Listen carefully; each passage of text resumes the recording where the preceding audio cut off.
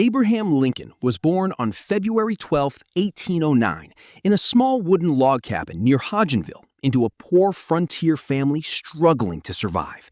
His father, Thomas Lincoln, worked as a farmer and carpenter, while his mother, Nancy Hanks Lincoln, cared for the household under difficult conditions. Lincoln's childhood was marked by poverty, hard labor, and very little formal education. Schools were rare on the American frontier, and Lincoln attended classes for less than a year in total. Despite this, he developed a deep love for learning. He borrowed books whenever possible and read tirelessly by firelight after long days of farm work, educating himself in history, law, and literature. When Lincoln was only 9 years old, tragedy struck as his mother died from illness, leaving a lasting emotional impact on him. His father later remarried, and his stepmother encouraged young Abraham's passion for reading and self-improvement.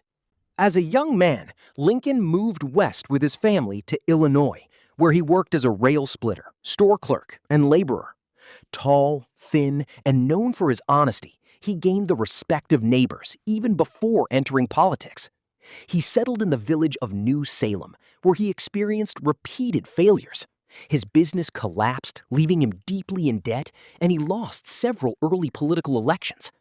Lincoln also struggled with periods of depression, yet these setbacks strengthened his determination rather than breaking it.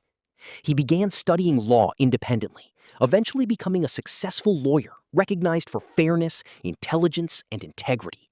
His reputation earned him the nickname Honest Abe, a title that followed him throughout his life.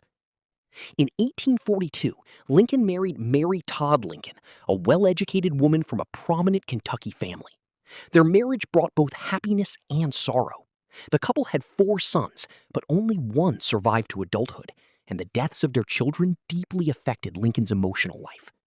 During these years, he built a growing political career, serving in the Illinois legislature and later in the U.S. Congress. Lincoln became increasingly concerned about the expansion of slavery into new territories, believing it morally wrong and dangerous for the future of the nation.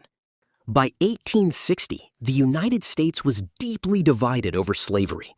Lincoln ran for president, representing the Republican Party, presenting himself as a leader who opposed the spread of slavery while preserving the Union. His election as the 16th president shocked the country, causing several southern states to secede from the Union even before he took office. Soon after, the American Civil War began, becoming the bloodiest conflict in the nation's history. Lincoln faced enormous pressure as commander-in-chief, criticized by political opponents and challenged by military failures. Despite these struggles, he demonstrated remarkable patience, moral clarity, and leadership.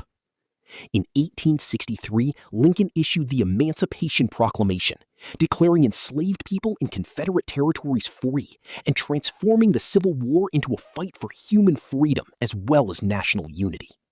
Later that same year, he delivered the Gettysburg Address, a short but powerful speech redefining American democracy and emphasizing equality and sacrifice.